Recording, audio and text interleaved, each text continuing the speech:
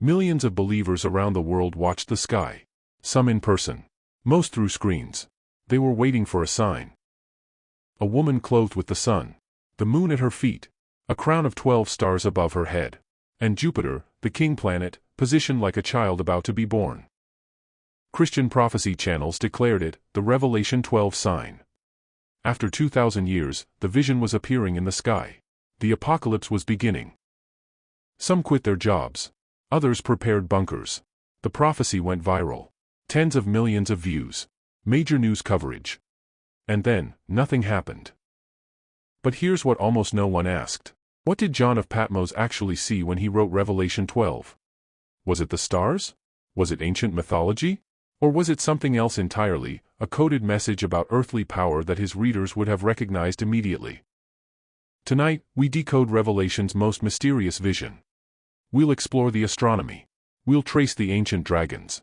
And we'll reveal what John was really saying, and why it terrified Rome. The year is roughly 95 CE. John, elder, apostle, exiled on the island of Patmos. The Roman Emperor Domitian rules, demanding worship as our master and our God. And John writes. Chapter 12 begins with cosmic drama. A great sign appeared in heaven, a woman clothed with the sun, with the moon under her feet and a crown of 12 stars on her head. She was pregnant and cried out in pain as she was about to give birth. A woman. Radiant. Cosmic. About to give birth. Then another sign. An enormous red dragon with 7 heads and 10 horns and 7 crowns on its heads. Its tail swept a third of the stars out of the sky and flung them to the earth. The dragon stood in front of the woman who was about to give birth, so that it might devour her child the moment he was born. She gave birth to a son, a male child, who will rule all the nations with an iron scepter. And her child was snatched up to God and to his throne. The woman fled into the wilderness to a place prepared for her by God. Birth. Escape. Protection. Then war breaks out in heaven. Michael and his angels fought against the dragon, and the dragon and his angels fought back. But he was not strong enough, and they lost their place in heaven. The great dragon was hurled down, that ancient serpent called the devil, or Satan, who leads the whole world astray. The dragon is cast down. Identified explicitly, the devil. Satan. The ancient serpent. And the vision continues. When the dragon saw that he had been hurled to the earth, he pursued the woman who had given birth to the male child. The woman was given the 2 wings of a great eagle, so that she might fly to the place prepared for her in the wilderness. Then the dragon was enraged at the woman and went off to wage war against the rest of her offspring, those who keep God's commands and hold fast their testimony about Jesus. A woman. A dragon. A child caught up to heaven. War in the cosmos. Pursuit on earth. For 2,000 years, interpreters have asked, what did John see? What does this mean? Let's start with the interpretation that went viral in 2017. September 23, 2017. Prophecy channels showed the sky simulation. Here's what they claimed. The constellation Virgo, the Virgin, clothed with the sun. The sun was indeed positioned in Virgo that day. The moon at her feet. Yes, the moon was near Virgo's feet on September 23. The crown of 12 stars. They pointed to Leo, the lion, with 9 principal stars. Add Mercury, Venus, and Mars above Virgo's head, and you get 12. And Jupiter, the king planet, positioned within Virgo's center, having spent months in retrograde motion within the constellation. Advocates said Jupiter was birthed as it exited the constellation. Channels like unsealed.org declared it, the Revelation 12 sign. Once in 7,000 years. The end is near. Millions believed. The video went viral. Christian prophecy communities buzzed with excitement. But then astronomers started checking the numbers. First, the sun. The sun moves along the ecliptic, its annual path through the zodiac. Every year, around mid-August to mid-September, the sun is in Virgo. This happens like clockwork. There's nothing unique about the sun being in Virgo on September 23rd. Second, the moon. The moon travels through all 12 zodiac constellations in about 27 days. So every single month, the moon spends a couple of days near Virgo's feet. Again, not rare. Not prophetic. Just orbital mechanics. Third, Jupiter. Jupiter orbits the sun roughly every 12 years. That means Jupiter passes through Virgo approximately every 11 to 12 years. Sometimes that transit happens in late September, when the sun is also in Virgo. Astronomers ran the numbers backward. Similar configurations, Sun in Virgo, Moon near her feet, Jupiter in Virgo, occurred in 1827, in 1483, in 1293, in 1056, and likely many other years throughout history. The Vatican Observatory's blog published a detailed debunking. Astronomers at Answers in Genesis, a Christian organization, also published critiques. The crown of 12 stars claim was arbitrary. Leo doesn't have exactly 9 stars, and which stars you count depends on the star chart you use. Adding 3 planets to force the number 12 was ad hoc. And here's the kicker, much of the so-called sign wasn't even visible in the sky at the same time. The sun's brightness would have obscured Virgo during the day. You couldn't actually see the full configuration the way the graphics depicted it. Christian scholars urged caution. Ed Stetzer of Wheaton College called the prophecy fake news and reminded believers that Jesus said no one knows the day or the hour. NASA confirmed, there is no Planet X, no Nibiru, no astronomical catastrophe tied to that date. September 24th came. The sun rose. Life continued. The prophecy failed. So if Revelation 12 isn't predicting a unique astronomical event in 2017, what was John describing? Here's the key question. Could John have been looking at the actual sky in the 1st century? Let's check. Around 95 CE, when Revelation was likely written, the same celestial mechanics applied. The sun was in Virgo every September. The moon passed through Virgo monthly. Jupiter transited Virgo every 11 to 12 years. So yes, John could have looked up on certain September nights and seen something similar. But does that mean he was recording astronomy? Here's the problem. Jewish tradition was deeply suspicious of astrology. The Hebrew Bible repeatedly condemned divination and star worship. While Jews knew the constellations, using them for prophecy was pagan practice, something to avoid, not embrace. And look at what John actually writes. He doesn't say, I saw Virgo. He says, a great sign appeared. The woman isn't a constellation, she's a figure. She cries out in labor. She flees to the wilderness. She's pursued by a dragon. This is narrative. Drama. Theology. The symbolism is biblical, not astronomical. Genesis 37 tells of Joseph's dream, the sun, moon, and 11 stars bowing to him, representing his family, the 12 tribes of Israel. Revelation's 12 stars echo this. The woman giving birth to the Messiah likely represents Israel or the faithful community, not a constellation. So here's the verdict on the astronomical interpretation. Could John have seen celestial imagery? Sure. Ancient people saw the stars. But the overwhelming evidence suggests Revelation 12 is not a star map. It's not predicting rare alignments. It's using cosmic imagery, sun, moon, stars, dragon, as symbolic language. But symbolic of what? To answer that, we need to go back. Way back. To the ancient dragons. Babylon. Around 1800 BCE. Every year during the New Year festival, Babylonian priests recited the Enuma Elish, the creation epic. And at its center was a battle. Marduk, the storm god, versus Tiamat, the primordial sea goddess. Tiamat wasn't just a goddess. She was chaos. The deep waters. The formless void. And she commanded an army of monsters, vipers, dragons, scorpion men, fishmen, 11 kinds of terror. Marduk fights. Marduk wins. He splits Tiamat's body to create heaven and earth. Order from chaos. Kingship established through combat. This is the pattern, storm god versus sea dragon. It appears across the ancient Near East. Move north to Ugarit, on the coast of ancient Canaan. Texts from the 14th century BCE describe Baal, the storm god, fighting Yam, the sea, and his ally Lotan. And here's the key detail, the goddess Anat boasts of crushing the sinuous serpent, the 7-headed monster. 7 heads. Sound familiar? John's dragon has 7 heads. The Canaanite serpent has 7 heads. This isn't coincidence. It's shared mythology. Now watch what happens when this imagery enters Hebrew scripture. Psalm 74 celebrates God's power. You split open the sea by your strength, you broke the heads of the monster in the waters. You crushed the heads of Leviathan. Leviathan. The Hebrew name for the chaos monster. Multi-headed. Aquatic. Terrifying.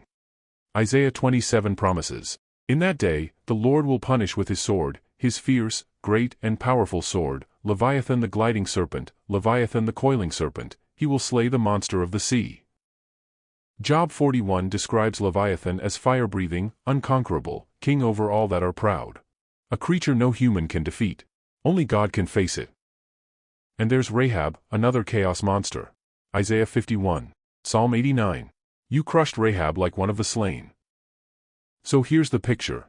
From Babylon to Canaan to Israel, the same story. A divine warrior confronts a serpent or dragon embodying chaos, often the sea, often multi-headed. Victory brings order, kingship, creation. And it's not just the Near East. Greece has Python, the serpent at Delphi, slain by Apollo. Typhon, the many-headed monster, defeated by Zeus. The Hydra, 9 heads, killed by Heracles.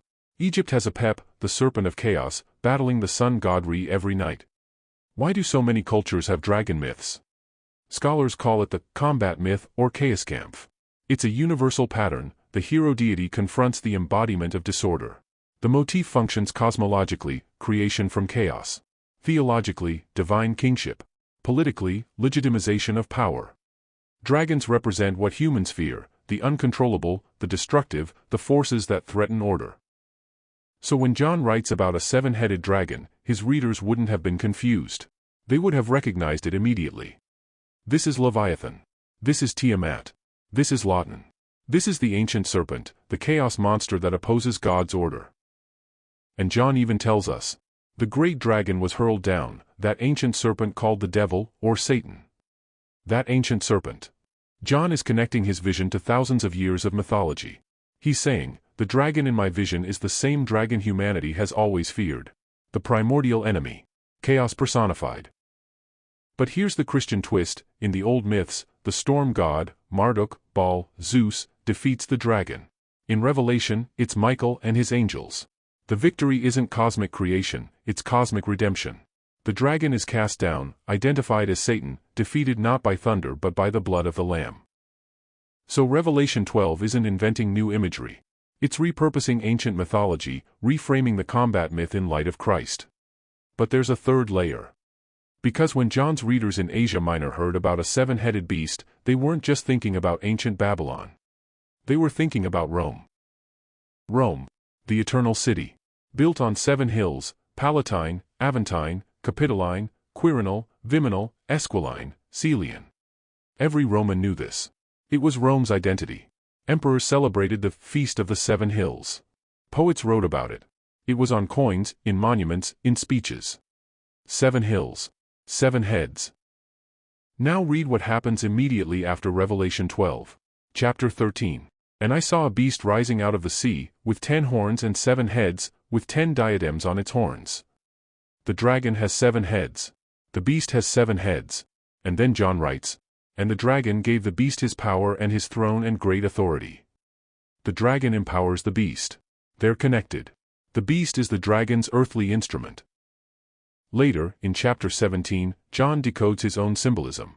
This calls for a mind with wisdom. The 7 heads are 7 mountains on which the woman is seated. They are also 7 kings. 7 mountains. 7 kings. Ancient readers would have understood immediately, Rome. The city on 7 hills. The empire ruled by a succession of emperors. Now here's the context. The year is 95 CE. Domitian is emperor. And Domitian demands worship. Official circulars begin, our master and our God commands that this be done. Temples to the emperor are built across Asia Minor, including in the 7 cities John writes to. Citizens are expected to offer sacrifices, burn incense, declare loyalty. Roman coins broadcast the message, the emperor's face on one side, gods and an eagle's on the other. Victory. Conquest. Divine favor. The empire's visual propaganda machine. And John parodies it. People worshipped the dragon because he had given authority to the beast, and they also worshipped the beast and asked, who is like the beast? Who can wage war against it? It's coded mockery. Who is like the beast, echoes the biblical refrain, who is like God? John is saying, Rome demands worship. People bow to imperial power. But it's idolatry, worship of the dragon's puppet. Then comes economic control. It also forced all people to receive a mark on their right hands or on their foreheads, so that they could not buy or sell unless they had the mark. Scholars agree, this isn't literal microchips or tattoos. It's describing the social-economic pressure of the imperial cult. To participate in trade guilds, you had to offer sacrifices to the emperor. To buy and sell in the marketplace, you had to show loyalty. Christians who refused were shut out. John's congregations knew this reality. Refuse the cult? You're marked as disloyal. You lose your job, your business, your social standing. Some faced imprisonment. Some faced death. And here's a striking detail. Roman legions carried standards. The Aquila, the eagle, and the Draco, a dragon-shaped banner that hissed in the wind, designed to intimidate enemies. Rome marched under the sign of the dragon. So when John writes that the dragon is cast down, that Michael defeats him, that the Lamb overcomes, he's not just talking about spiritual warfare in some distant heaven. He's diagnosing the present. Rome is the beast. The imperial cult is the dragon's worship system. And the cosmic battle is also a political one. The woman, representing God's people, the faithful community, flees to the wilderness. Protected. Sustained for 1,260 days. It's a promise, you will face persecution. The dragon will pursue you. But God will sustain you. The beast will not win. Revelation is resistance literature. Written in code because direct critique of Rome would be treason. John uses cosmic imagery, dragons, beasts, heavenly war, to speak truth to power safely. His readers would have understood. The dragon is Satan. The beast is Rome. The mark is the imperial cult. The war is real. And the victory? Not through violence. Through faithfulness. They triumphed over him by the blood of the Lamb and by the word of their testimony. They did not love their lives so much as to shrink from death. This is anti-imperial theology. The Lamb defeats the dragon. Martyrs overcome the beast. Rome's power is unmasked as the chaos monster. And God's people endure. So here we are. 3 layers. Astronomy? No. Not really. The celestial imagery is symbolic, not prophetic star maps. Mythology? Yes. John draws from millennia of dragon combat myths, Tiamat, Leviathan, the ancient serpent. Politics? Absolutely. The 7-headed beast is Rome. The dragon's earthly empire. But here's the question, do we have to choose? Or did John intend all of it? Here's what September 2017 missed. Revelation 12 wasn't written as a puzzle for 21st century prophecy hunters. It was written for 1st century Christians living under Roman occupation. And to them, this vision wasn't confusing. It was powerful. Because it operated on multiple levels simultaneously. First, the mythological level. The 7-headed dragon connecting to Leviathan, Tiamat, Lotan, the ancient chaos monsters. John's readers knew these stories. They'd heard them their whole lives. When John said, that ancient serpent, they understood, this is the primordial enemy. The force of disorder that has always opposed God. Second, the political level. The 7 heads as 7 hills. The beast as Rome. The mark as the imperial cult. This wasn't subtle. John even says in chapter 17, this calls for a mind with wisdom. He's signaling, decode this. See through the symbolism. Recognize the beast you're living under. Third, the theological level. The woman as God's people, Israel, the church. The child as the Messiah, caught up to God's throne. The wilderness as divine protection. Michael's victory as cosmic redemption. This is salvation history told in apocalyptic imagery. And here's the key, ancient readers didn't separate these layers. They didn't ask, is it mythology or politics or theology? They saw it as all 3, woven together. The dragon is Satan. The dragon is chaos. The dragon is Rome. All at once. That's how apocalyptic literature works. It's layered, multivalent, rich with meaning. So when someone in 2017 said, the sign is in the stars, they were flattening Revelation. Reducing cosmic drama to a planetary alignment. Missing the mythology. Missing the politics. Missing the resistance. Did John look at the night sky? Probably. Did he see sun, moon, and stars as powerful symbols? Absolutely. But he wasn't recording astronomy. He was crafting a vision that spoke simultaneously about ancient fears, present oppression, and ultimate hope. And here's what that means for us. Revelation 12 isn't a countdown clock. It's not predicting dates. It's not hidden in planetary alignments. It's a theological proclamation, the chaos monster has been defeated. The empire's power is temporary. God's people are protected. The Lamb has won. The woman clothed with the sun. The dragon with 7 heads. The war in heaven. It's not literal astronomy. It's not ancient history. It's not just 1st century Rome. It's all of it. Layered. Purposeful. Powerful. They triumphed over him by the blood of the Lamb and by the word of their testimony. They did not love their lives so much as to shrink from death. That's the message. Not, watch the sky for alignments. But, remain faithful under the beast. John wrote from exile. His churches faced persecution. The dragon was hunting them. And he told them, you are the woman in the wilderness. You are protected. The dragon is already defeated.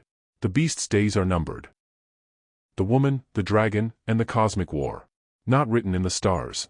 Written in resistance. In hope. In the promise that chaos will not have the final word. This is Underlight Histories, where the overlooked is illuminated. Like and subscribe. Thank you for watching. See you next time.